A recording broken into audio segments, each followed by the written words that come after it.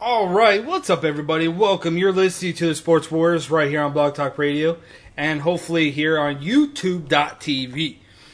We are your hosts for this evening, the one and only, the Sports Warriors. I'm Tristan Ducross. Along my side, as always, my partner in crime, Sean Ducross. So, Tristan, big week in mixed martial arts.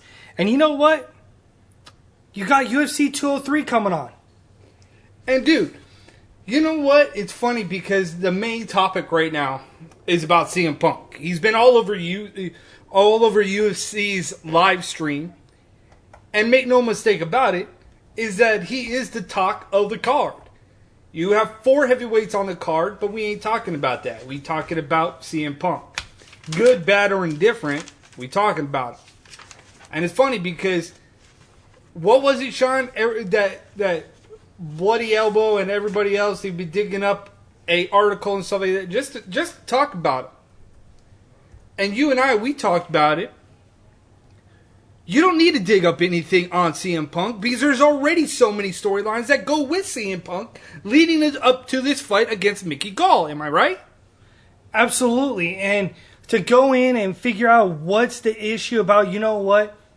How does Ohio allow CM Punk to fight when he hasn't meet the requirements to turn pro at this level?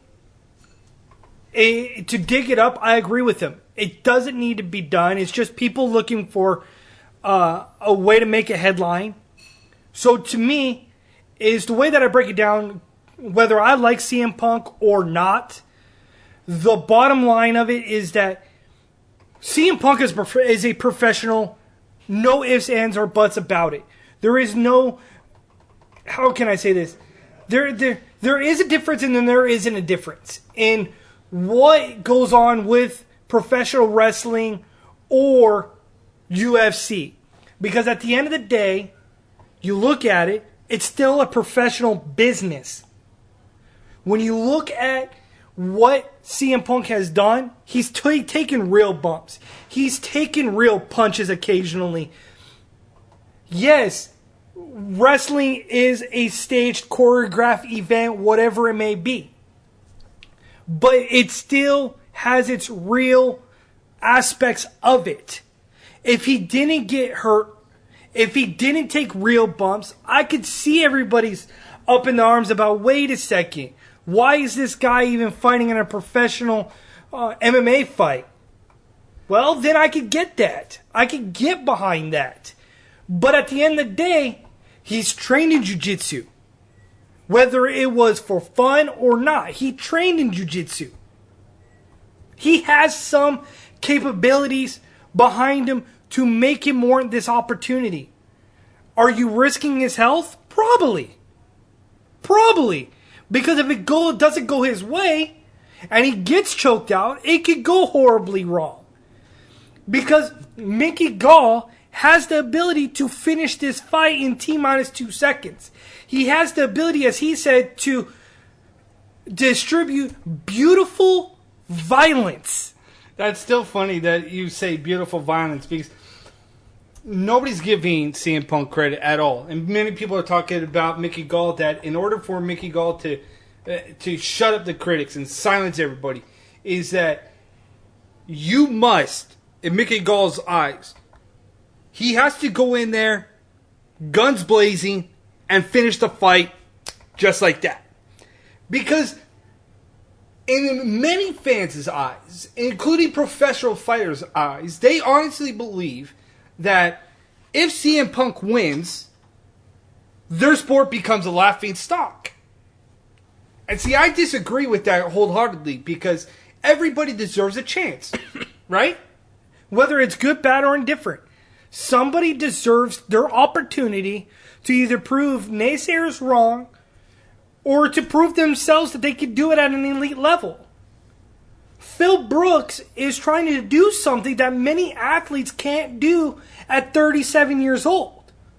You're looking at the fact that the last guy to step into an octagon at this age without any true mixed martial arts pedigree, if you will, was Herschel Walker in Strikeforce. He shocked the world. But isn't it just amazing that we get all these so-called fighters or these MMA analysts, and nobody questions anybody else about how you transition or how you get to MMA. Because we have a fighter, and I even brought this up to you, was that, isn't it ironic that we have a former UFC fighter friend that never once was a wrestler, a boxer, none of that. He was a football player. He started in a garage and became a former UFC fighter. So why is it any different that a former professional wrestler, pro wrestling, is looked down upon? And that is an interesting statement that you make there. Because when you look at it, is that when we first heard about Phil Brooks transitioning, we were probably one of them and that bashed this whole idea. But when you sit back and you analyze it from a non-fan's perspective, and really dabble into Phil Brooks' transition to mixed martial arts, you can't knock it because not a lot of people have the balls to get hit in the face every day. He has the balls to get hit in the face at this opportune time. The only downside to this is the fact that he's facing a guy who's world class in jiu-jitsu in Mickey Gall. That's the issue we have here.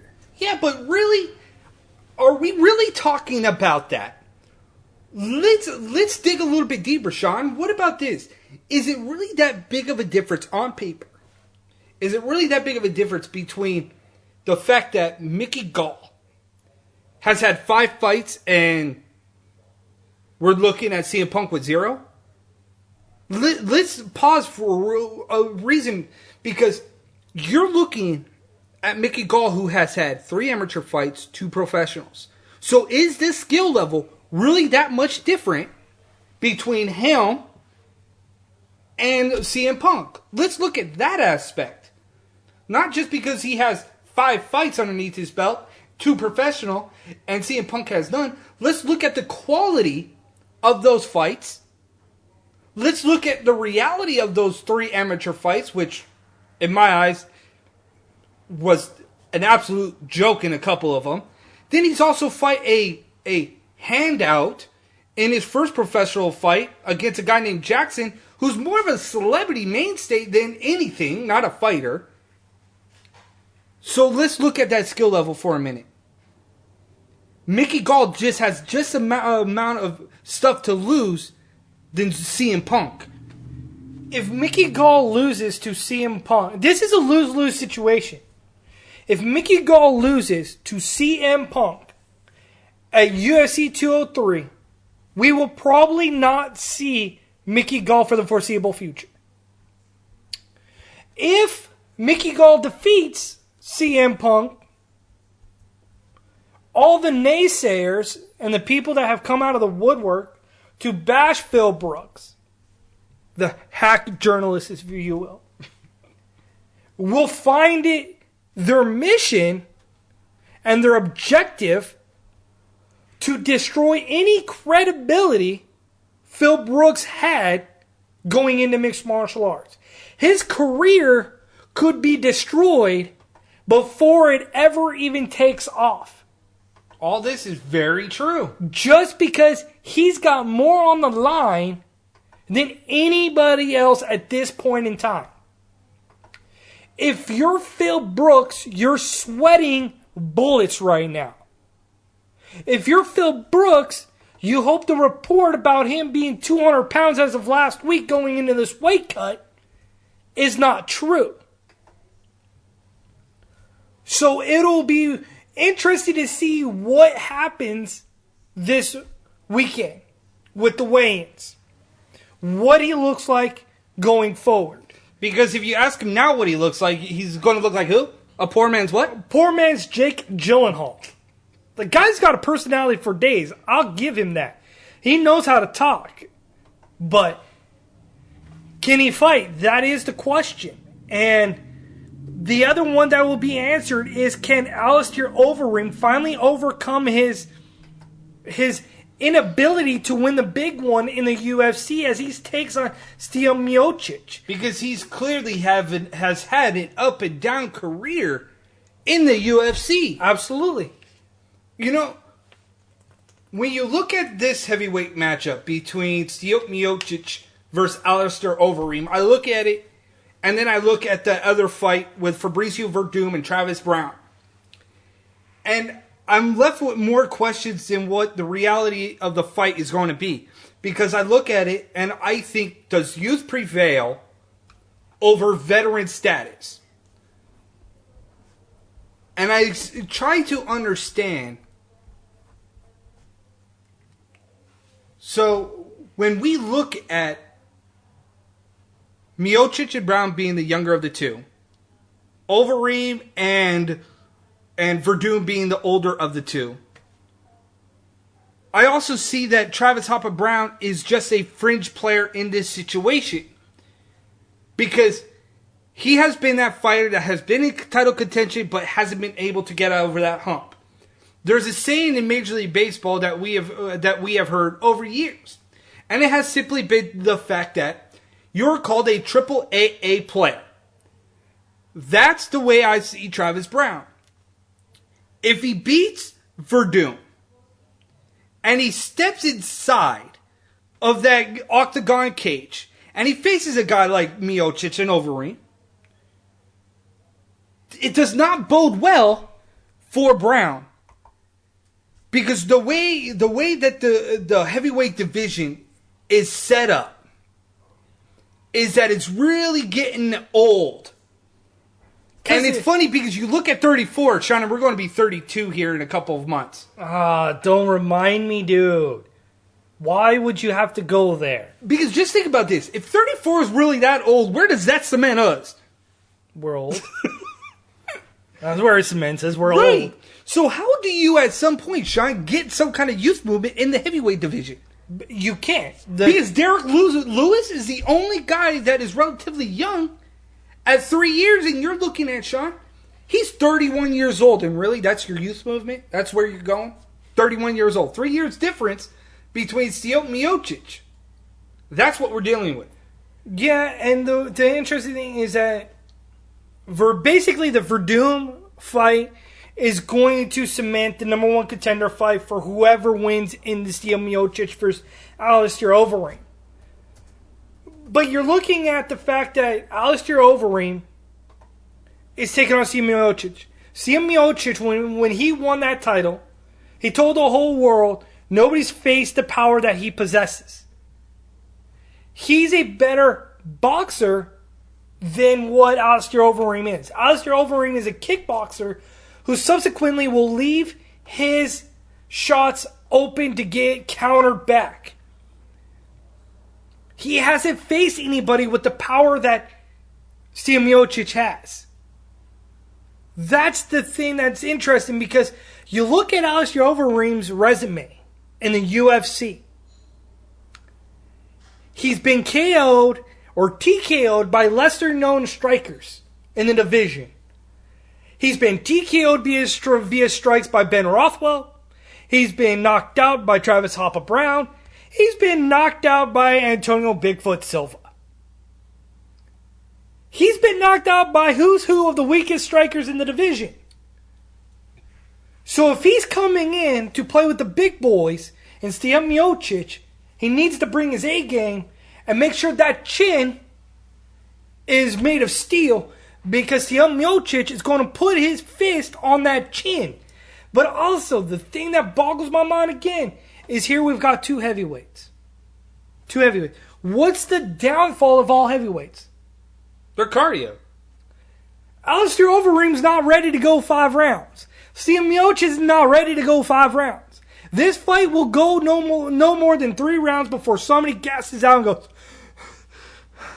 oxygen, oxygen. It's going to be a tough night with I see Stipe Miocic walking out with his hand raised.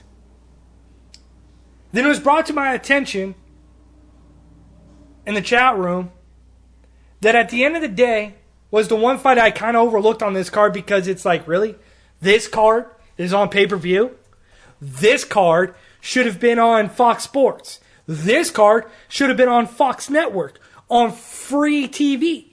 Because you know what you could have got for rating-wise? With people wanting to tune in to watch CM Punk in his first debut because he's the third fight of the night? You could have blown the ratings out of the roof. And maybe doubled, if not tripled, what Bellator has done with their specials. And yet you go ahead and put this on pay-per-view.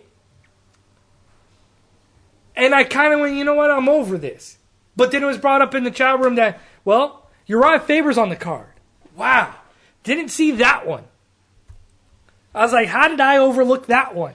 I didn't. He's facing a premium prospect in the bantamweight division named Jimmy Rivera. This cat is as real as they come. But let's talk about Uriah Faber for a minute. I'll get right to Jimmy Rivera. Uriah Faber is 37 on the wrong side of 30. Trust me, we're almost there. We know what that is like. Especially me. Rolling out of bed, it's getting a little bit harder. But when you look at Uriah Faber, 37 years old, Sean, I remember this cat in WEC. Remember? He used to be this cool kid, the California kid, the one that everybody wanted to be around, that energetic personality. And yet, now you're left, well, where's that kid? He's that kid that's at the bar with your buddies, with your friends, that guy that you want to hang out with. He's no longer that caliber of a fighter he was when he was in his early 30s and mid-20s. He's no longer that fighter. And he's not that convincing fighter that shoots in for that takedown and ultimately gets it. He's the unshirt fighter. The guy that wonders, well, can I get him down or am I going to try to outstrike him? What's going to happen at the end of the day? That's the interesting situation you're at with Uriah Faber. And you've got a brute in Jimmy Rivera standing across from him. It'll be interesting to see again how he continues to try to adapt to the changing of the guard. He's ranked number 2 in the UFC. Jimmy Rivera is ranked number 12 in the UFC. How is Uriah Faber still ranked in the top 5? It's truly amazing when you look at Uriah Faber and how far he has fallen. And to face a guy named Rivera who hasn't lost since 2008. A top prospect. If he beats Faber, he jumps into the top 10 in my opinion. Oh, no doubt, because you beat the number 2 guy in the division. But now here's the question. What does that mean to Uriah Faber's career at the age of 37? Call it. I've been saying that he needed to call it a career when he lost his last fight. I get that there are some things in fighters that just makes them want to go. But at some point when your people start to disappear from you and you start to get a little bit longer in the tooth, there is some point in time that you have to be able to call it the end and pass it off because you've got a Garbrandt who should in theory be ranked in the top 5 going after Dominic Cruz. But he should be there. But see, Garbrandt, he's a guy that is very misunderstood. But who do you have next if you look at Garbrandt, if he does not get a Dominic Cruz? Where do you go from there? And it's just brought up in our Facebook, and we're going to get to that too, because we're going to talk about Joe Silva. Oh yeah, Fight Book. We got a whole thing planned on the rankings. Trust me on that one. That's coming up. It's funny how us and Fight Book were so in sync with what we want to talk about and what we want to get across to the fight fans. It's uncanny sometimes. So that's why we enjoy talking with the guys over at Fight Book. It is. We are the Sports Warriors right here on YouTube and on Blog Talk Radio. We have the realest talk the realest opinions, we just shatter that mold. We break that mold in what everybody classified as your media personalities. We break that mold. UFC 203 is going to come down to the wire. You're going to see movement and shakings going on in that card. Plain and simple. Whether you like it or you don't. So, we're going to go into a break. And then we're going to come out of it. And by that, we're going to talk about the unexpected retirement of Joe Silva. What he had to say. What that means for the future of the UFC. We are the sports warriors. I'm Tristan Ducross. On my side, as always, my partner in crime, the one and only Sean Ducross. So Tristan, coming up, like you said, Joe Silva leaving the UFC, really, and then also the fallout of UFC Fight Night 93. Yeah, that happened overseas, right? Sit tight, grab a water, and we'll go about a business here in a minute. Excelsior in Paris Rex. Live long and prosper. Up, up, and away. Now that's my personal favorite. Fanboy Nation is go. Welcome to Fanboy Nation magazine, the home of all things fanboy and fangirl. Not just the same stuff you can get anywhere else. Only at Fanboy Nation will we go beyond the generic questions of, so what's your favorite pencil? What kind of shoes do you use? And how did it feel when you put on X costume? We give you insight into the lives of the artists, producers, the movers, the shakers, the indies, up-and-comers, the bigwigs, and importantly, the little guys. If you haven't gotten yourself over to fanboynation.com, you need to do it today. You are listening right now to the Ducross Brothers here on Blog Talk Radio. To check out more of the Ducross Brothers, head over to thehotspotshow.com. All right, everybody, we are back. We are the Sports Warriors. Real talk, real opinions going down on Blog Talk Radio as well as on YouTube. In the meantime, you can follow us on Twitter at the Ducross Bros. Hit us up on our Facebook, Sean and Tristan Ducross. Subscribe to us on YouTube. Just hit that red button right there. Right underneath our name. It says subscribe. Just go ahead. Click that. There you click it. Go. Click it. Right? Click it? Yes. Click it. Click it! You know you want to. In the meantime, Sean, the unexpected retirement of Joe Silva sends what I would classify as shockwaves through the MMA community. Good and bad. Because now everything is out in the open. Joe Silva was the man behind the curtain. Joe Silva was the man that never was really about the TV cameras. Was never about the limelight. Right. Hid in the shadows and did what he needed to do, much like Batman. Wait, he was like Batman? He was like Batman. I thought he was more like Robin. Oh, wait, no, that's Sean Shelby. There you go. Sean Shelby and Joe Silva. Batman and Robin. Because when you needed him the most, Joe Silva came out of the shadows and he was there to show the world what a great matchmaker he was. And at this point in time, Bruce Wayne's parents of the UFC was killed and murdered, so it was time for him to move on. Yeah, you know you like that one. I'm trying to get that analogy. That's just a weird one. But we'll go. The Zuffa brothers are no longer running the UFC. The Fertitta brothers. Yeah. True. His parents were killed, murdered in the alley. Time to move on. Joe Silva saw the writing on the wall. It was done. Said, peace, I'm out like chicken grease. You know, he said that here we go for our guys that are in the chat room and the people that are watching around the world and listening to us on Blog Talk Radio. The rankings don't mean anything, and that's one reason why the man has left the building. Silva won't go to Bellator, foe. They got Rich Chill. True. He's better than Joe Silva. Whoops, did I just say that? I wouldn't say he's better than Joe Silva. He's getting there. He's getting there with the help of Scott Coker.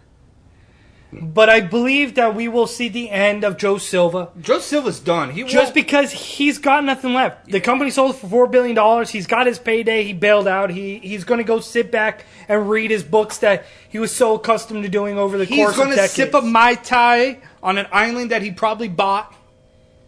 He's going to go where he belongs, and that is out of the spotlight. You know, I remember when he went to a photo shoot with USA Today with Sean Shelby, and he didn't like it. Didn't want to be any part of it. Was quiet, soft-spoken. But he was a guy that was always straight to the point. Got the message across. That was him.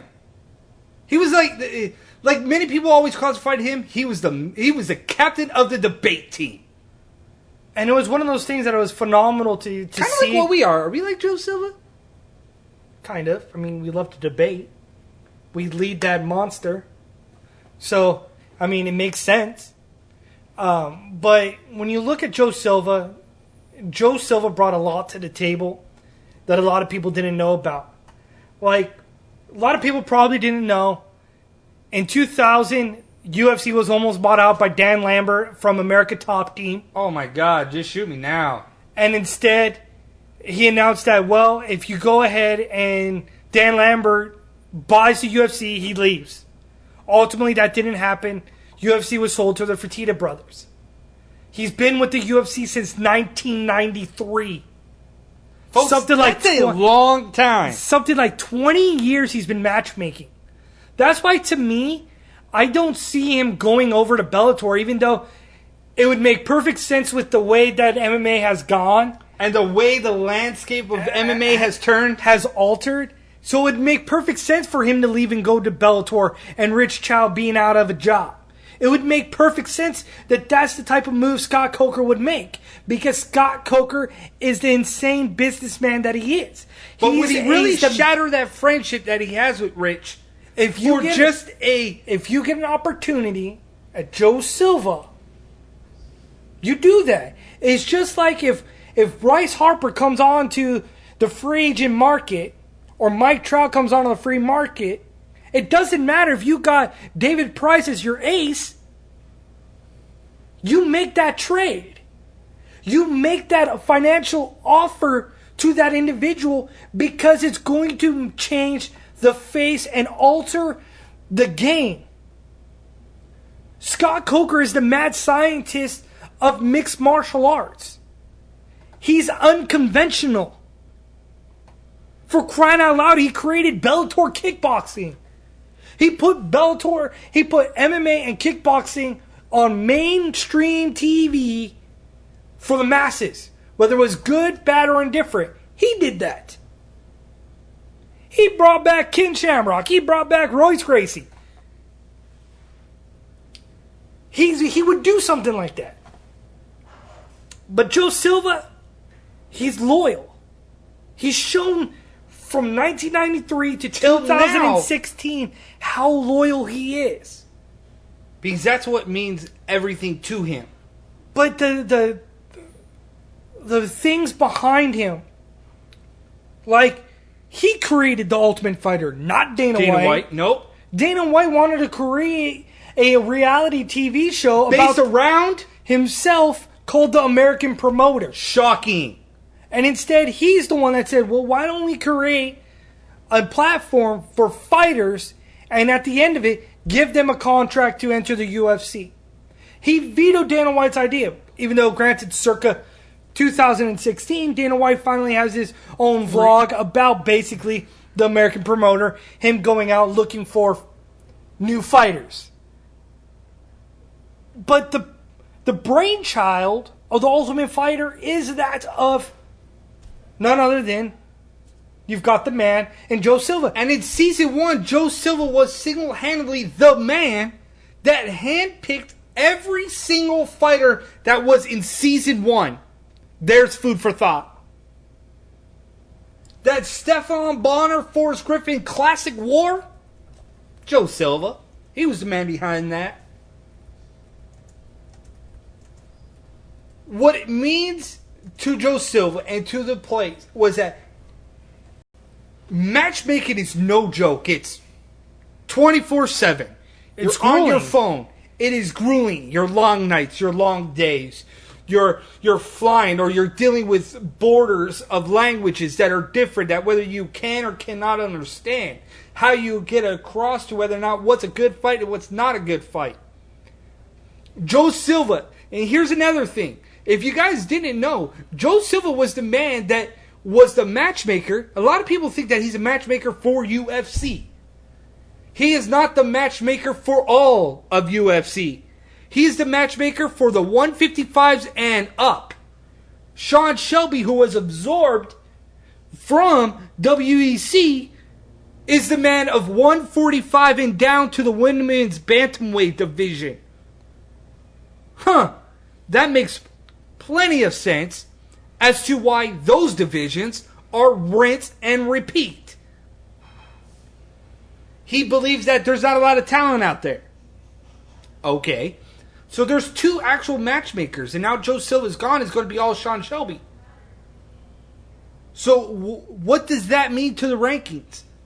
We see that UFC, the 205 card that just came out? Yeah. Chris Weidman versus Yoel Romero? Really? You're gonna award a steroid user against a potential title holder? Really? That's what we're doing? Donald Cerrone? Let's bump him up in the ratings and give him a title shot against Robbie Lawler. Well, Robbie Lawler is in the champ. Robbie Lawler lost to Tyrone Woodley. Well, yeah, that's right. But, you're going to put Donald Cerrone against Robbie Lawler. A fight that should have happened 2 years ago. Right. Not now. Donald Cerrone's still been scratching and clawing to get to the top. And you're going to put him against Robbie Lawler. Come on. That doesn't make any sense. You have these rankings for a reason. If you're going to disregard the rankings, man, then why should we have rankings in the UFC? And why not do what Bellator's doing and just put on the best fights that if a guy has a 2-fight win streak, you're fighting the next guy. Okay. Regardless if you're good or not, you're getting that fight. I mean, look at Derek Campos in Bellator. He's 2-3 in the last 5 fights. The guy's getting a guy who's on a 7-fight win streak in Jamil Chan. If he wins that catapults him right back into the game. But you talk about the rankings. And I was trying to piece this together a little bit. Because my thought on the rankings, here's how the rankings should be for the masses. Okay, rankings in most common sense is that it should be based on your record. But if it was based on your record, Tony Ferguson would have had a fight a long time ago. Right, El Couture. Donald Cerrone would have had a title fight a long time ago. Liz Carmouche. Where is she? She would have had a title contender fight a long time ago, or a rematch. Like, are you kidding me? She was the only one that if Ronda Rousey didn't bite her on the choke and she didn't slide up high, you would have had a new champion in Liz Carmouche. But yet she's sitting on the sidelines for how long now? Right. Almost a little over a year. Sitting on the sidelines. Hungry. More determined than ever. But yet she hasn't even got a shot. But why not? If you're so worried about everybody selling a fight, if you're worried about, this person gets this opportunity at a title fight because you know what, he can talk, he can sell that fight. So then why not make your rankings based on 2 criterias? Your ability to sell a fight and what your record is. Why are we basing your rankings on what your record is and who you fought rather than what's going on? Because at the end of the day, prime example of how whack the UFC rankings are is what I just said about 2 minutes ago. UFC's Uriah Faber is ranked number 2. How about the man that is attached to Miesha Tate, Brian Caraway? How's he still in the top? Explain this to... Oh, right. Because he's with Miesha Tate, regardless of how he performs, he still gets catapulted to the top. I don't like when you see the rankings and basically you spit on them. I agree that there should be two criterias. That let's call a spade and let's look at that. Demetrius Johnson doesn't do anything to bring anything to the table. Can't sell a pay-per-view, can't bring in buyers, can't bring in sales on merchandise, can't bring in ratings on free TV. Well, he's your champ. What we should do is get with Fightbook and create our own rankings. Yes.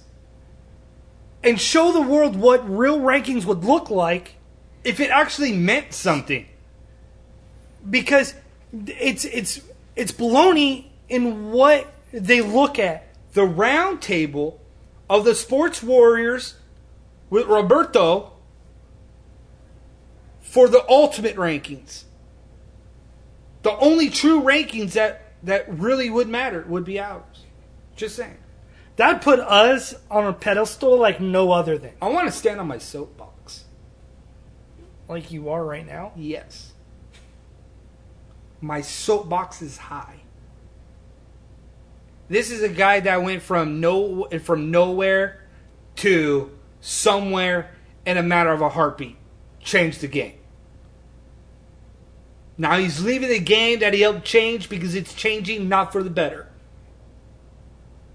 But we've seen it across this platform multiple times that MMA wants to be mainstream. Yet, you can't. You can't make anything mainstream if you don't see the issues that are in front of you. You've got to take off the blinders at some point. And that's the thing that's been... Free agency is real. Free agency is real, folks. Rory McDonald just proved that. Donald Cerrone almost did that. Dana White had to put on knee pads to get on his knees to get Donald Cerrone back. Oh, I went there. I'm just going to let that one slide. That is the reality of the situation that we are in. They need to take off the blinders. Joe Silva's gone. Rory's gone. Free agents are coming and going. You're getting older in the tooth. The younger guys are going to Bellator, WSOF. Titan FC is still around. Even though it's underneath the UFC umbrella, they're still there. Like, if there isn't drastic changes coming, there's a downfall in the UFC's horizon. It is coming. And when it comes, it's good. It's not going to be like the tumbleweed going through the town. It's going to be a tsunami coming through from the ocean. And it won't be something so easy and fixable. Because you must grab it right now and hone it and understand. Listen to the fans. Listen to your fighters. It took WWE 5 years before they finally listened to the WWE universe and gave the fans what they wanted. No more thick, burly guys that are jacked up on steroids. No, they went to littler guys, more exciting guys, the guys that can talk, the guys that can sell pay-per-views, that can sell the guys merchandise. that can wrestle. Right. Because it's not all about what it is as an organization. It's about what the fans want to see. It's about the product that you put out there. At some point, my dude, you have to get it. You have to. You have to figure it out. Like, but one thing I didn't think anybody really figured out was